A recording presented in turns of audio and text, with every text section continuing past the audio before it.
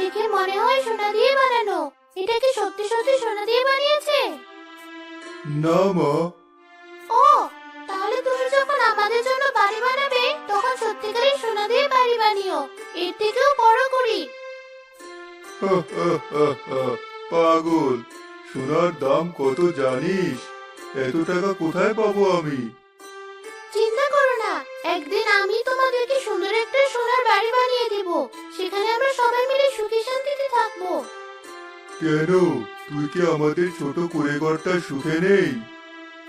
আছি বাবা, কিন্তু ভাবো, এই কুঁড়ে ঘরটা দিয়ে যদি আমরা এত সুখে থাকতে পারি তাহলে সোনার বাড়িতে আমরা আরো কত বেশি সুখে থাকবো। শুধু টাকা পয়সা আর দামি জায়গা বাড়ি দিয়ে সুখ পাওয়া যায় না মা। তুই সুখে থাকতেও অতিরিক্ত সুখের লোভে ভুল জায়গায় হাত বাড়াচ্ছিস। অমন দামি বাড়িতে বিলাসবহুল পোশাক আশাক পরে আমিও জীবন কাটিয়েছি, কিন্তু তোদের সাথে ছোট করে করে যে সুখ খুঁজে পেয়েছি সেটা সেখানে পাইনি। মানে, তুমি আবার অত দামি বাড়িতে কবে থাকলে? এই যা, দরকারের চেয়ে বেশি বলে ফেলেছি। তোর মা শুনলে আবার বকবে। না বাবা, তুমি বলো, আমি মাকে কিছুই বলবো না। ওই দেখো, দুইজন মিলে হাঁটতে হাঁটতে আর গল্প করতে করতে বাড়ি চলে এসেছি। আরেকদিন তোকে সব বলবনি। না, এটা ঠিক না। তুমি সব সময় আমার সাথে এমন করো। আমি আর তোমার সাথে কোনো কথাই বলবো না। কি হলো? বাড়ি আসতে না আসতে এত অভিমান কেন?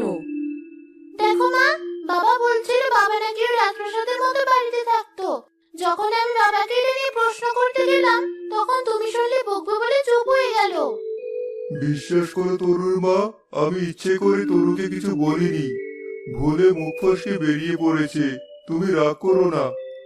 রাগ করিনি, তোরও এখন যথেষ্ট বড় হয়েছে। তোমার পরিবার আর তাদেরকে ঘিরে অতীত সম্পর্কে জানার অধিকার ওরও আছে। সত্যি বলছো? তার মানে আমি এখন তোরকে সব খুলে বললেও তুমি রাগ করবে না? না, করব না। ঠিক আছে তরু, শোন তবে তোর বাবার পুরনো জীবনের কাহিনী। যে রাজমহলকে তুই তোর স্বপ্নের বাড়ি বলিস, সেই রাজমহলে বাস্তবে থাকতাম আমি, আর স্বয়ং রাজামশাই ছিলেন আমার বাবা। তার মানে তুমি সত্যিকারের রাজপুত্র? হ্যাঁ। তাহলে তুমি রাজমহল ফেলে এখানে কি করছো? চলো আমরা সবাই রাজমহলে ফিরে যাই। এখন আর তা সম্ভব না। কেন? কারণ রাজামশাই আমাকে ত্যায্য করেছেন। কিন্তু রাজামশাই তো মারা গেছে অনেক দিন হলো, এখন আর তোমাকে কে আটকাবে? আছে তরু, আছে। রাজামশাই বাদেও আরো অনেক লোক আছে আমাকে আটকানোর মতো। তোকে ঘটনাটা খুলে বললেই বুঝবি। ঠিক আছে বাবা, বলো তবে। শোন তবে, সে অনেক দিন আগের ঘটনা। রাজার বড় ছেলে হিসেবে তার সিংহাসনের দায়িত্বটা আমারই পাওয়ার কথা, কিন্তু সেখানে বাধা দেয় আমার সৎ মা। সে সব কাজে নিজের ছেলেকে রাজার সামনে আমার তুলনায় সেরা হিসাবে তুলে ধরার চেষ্টা করত। একদিন রাজামশাই, সিংহাসনের দায়িত্বটা আমার ছেলে বাবরকে দিলে কেমন হয়? রাজপুত্রের তুলনায় আমার ছেলেও তো কোনো অংশে কম নয়। এসব কি বলছো তুমি? তোমার মাথা ঠিক আছে তো? আমার বড় ছেলেকে বাদ দিয়ে ছোট ছেলেকে সিংহাসনে বসাবো আমি? আর যোগ্যতার কথা বলতে গেলে বীরের যোগ্যতা বাবরের তুলনায় অনেক বেশি। ওর সমপর্যায়ে যেতে বাবরকে হাঁটু ভাঙা খাটনি খাটতে হবে। আমার মাথা ঠিকই আছে, মাথাটা নষ্ট হয়েছে আপনার। আপনার দুটো ছেলে থাকতেও আপনার মুখে শুধু বীরের নাম আর ওর প্রশংসা শোনা যায়।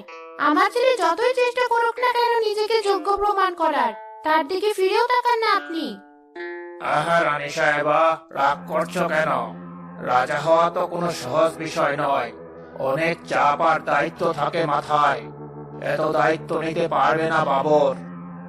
আর আপনার বড় ছেলে নিতে পারবে?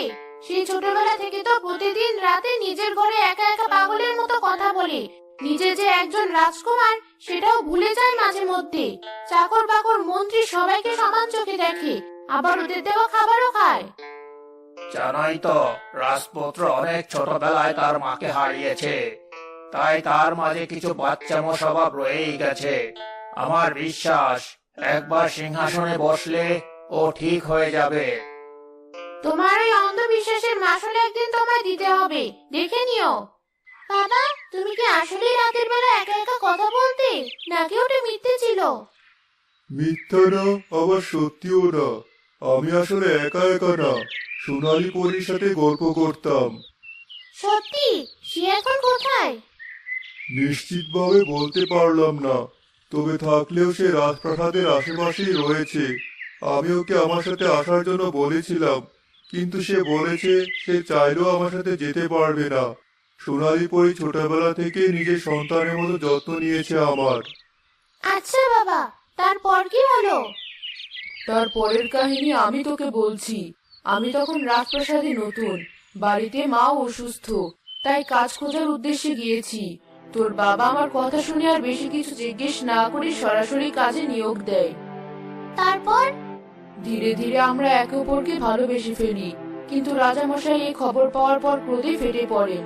তোর বাবাকে শর্ত দেন, হয় রাজপ্রাসাদ ছাড়তে হবে, নয়তো আমাকে। তারপর বাবা রাজপ্রাসাদ ছেড়ে চলে আসে? না, আমি আর তোর বাবা রাজামশাইকে মানানোর অনেক চেষ্টা করি। তোর দাদার মনও ধীরে ধীরে নরম হতে থাকে। তারপর একদিন, এই মেয়ে, এদিকে এসো, আমার কথা শুনে যাও। জি, আমাকে বলছেন? হ্যাঁ, আমি জানি তুমি আর বীর রাজামশাইকে মানানোর অনেক চেষ্টা করছো, কিন্তু রাজামশাই এখনো তোমাদের সম্পর্কটা মেনে নিচ্ছেন না। আমার কাছে একটা উপায় আছে রাজামশাইকে মানানোর। কি উপায়? এই নাও, মোহনপুরের ঐতিহ্যবাহী সন্দেশ, রাজামশাইয়ের খুব পছন্দ। এটা খাওয়ালে রাজামশাই গলে যাবে নিশ্চিত। আপনাকে অনেক ধন্যবাদ। আপনার এই উপকারের কথা আমি কখনো ভুলবো না। আমি সরল মনে রাজামশাইকে মিষ্টিটা খাওয়ানোর পর রাজামশাই হঠাৎ অনেক অসুস্থ হয়ে পড়েন।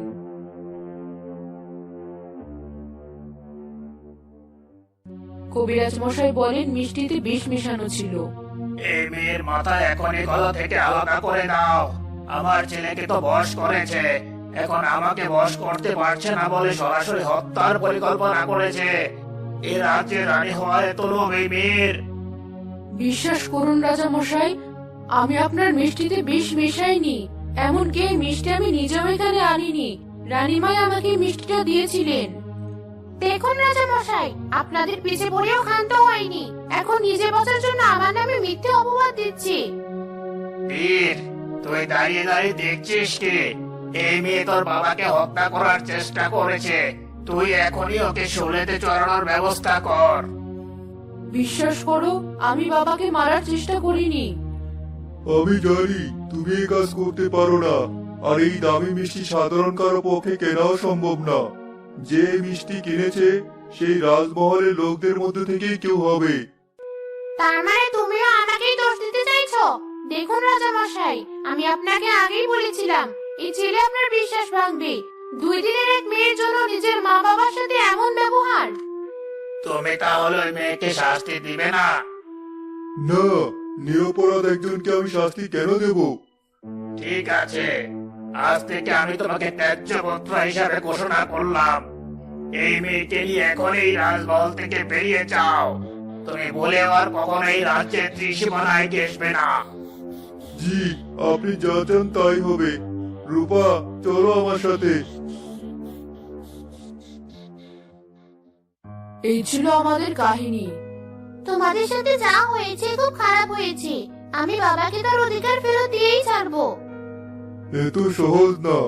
বাবর রাজা হওয়ার পর মা রাজপ্রাসাদের সব সৈন্যকে বলে রেখেছেন আমরা দুজন যেন রাজপ্রাসাদের আশেপাশেও না যেতে পারি। তোমাদের মানা করেছি, আমাকে তো আর না। আমি একটা ব্যবস্থা করবই। তরু রাজপ্রাসাদের গেট দিয়ে ঢোকার চেষ্টা করলে সৈন্যরা তার পথ আটকে দেয়। আমাকে ভেতরে যেতে দাও, আমি তোমাদের রাজকন্যা। মিথ্যা বলার জায়গা পাও না, সরো এখান থেকে, নয়তো পরে তোমার গায়ে আঘাত পড়তে পারে। গেট দিয়ে ঢুকতে দিল না তো আমায়? ঠিক আছে, দেয়াল টপকেই ঢুকবো আমি এবার।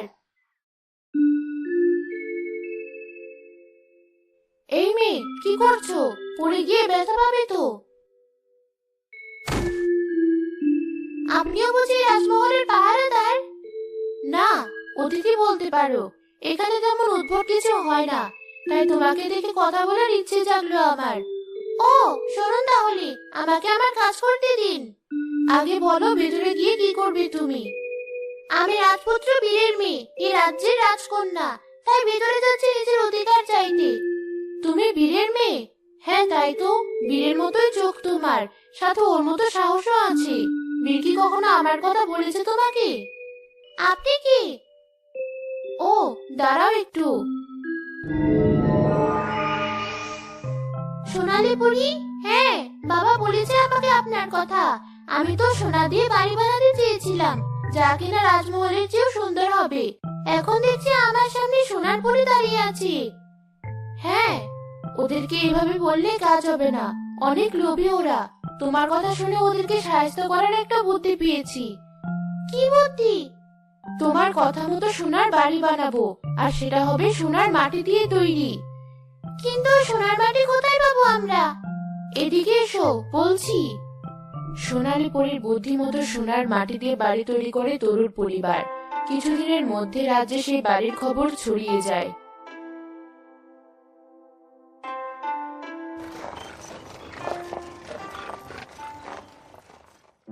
বীর, তুমি এই বাড়ি বানিয়ে তোমার অর্থবিত্ত দেখিয়ে সবার সামনে আমাকে ছোট করতে চাইছো, তাই না? ভেঙে ফেলবো আমি এই বাড়ি। তা কেন ভাঙবেন? সামান্য একটা শর্তে রাজি হলে এই বাড়ি আপনার হবে। কি শর্ত?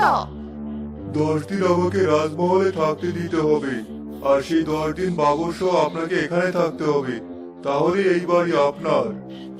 এ তো অনেক সহজ শর্ত। এত সুন্দর বাড়িতে 10 দিনের জন্য কেন, আজীবন থাকতেও রাজি। আর তুমি যদি ভেবে থাকো রাজমহলে একবার ঢুকে পড়লে আর বের হবে না, সেই ব্যবস্থাও নেওয়া আছে আমার। জি, তা তো অবশ্যই। 10 দিন পার হওয়ার পর রানী আর তার ছেলের ঘুম ভাঙার পর দেখলো তাদের বাড়ি এক সাধারণ মাটির বাড়ি হয়ে গেছে, আর তাদের চেহারাও সেই সোনার বাড়ির মতো চাকচিক্য হারিয়ে জীর্ণ শীর্ণ হয়ে গেছে। এ কি হলো? প্রতারকগুলো আমাদের উপর জাদু করে আমাদেরকে ঠকিয়েছে। বাবর, তৈরি হও ওদেরকে শায়েস্ত করার জন্য।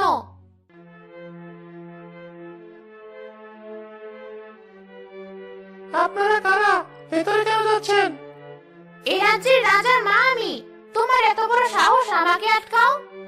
কি আবল তাবল বলছেন? এই রাজ্যের রাজা হচ্ছে রাজা বীর। রাজা বাবর আর তার মা সফরে যাওয়ার আগে রাজা বীরকে রাজ্যের দায়িত্ব দিয়ে যান। তারপর সেই সফরে তারা মারা গেলে রাজপুত্র বীরই এই রাজ্যের রাজা হন। মানে কি? এসব মিথ্যে কথা কে বলেছে তোমাদের? আমাদের যেতে দাও বলছি। দেখেছো বাবা, বলেছিলাম না, সোনালী পরি আর আমি মিলে ওদেরকে খুব ভালোভাবে শায়েস্তা করেছি। চলো এবার ভেতরে চলো। সৈন্য, ওদেরকে তাড়িয়ে দাও। জি রাজা মশাই।